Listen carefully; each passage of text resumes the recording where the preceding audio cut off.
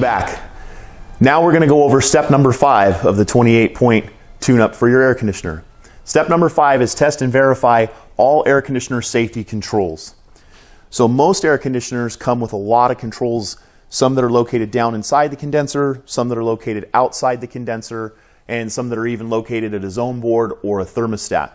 We want to go through and check all those safeties, make sure the time delays are working right, the refrigerant pressure switches are working right, just anything in there that might be installed to protect your air conditioning system so that it doesn't have any damage if something goes awry. This is why it's very important to have your maintenance done, get your tune-up, and then follow it up year after year with more maintenance as the manufacturer and your local utility company recommend. See you on the next video.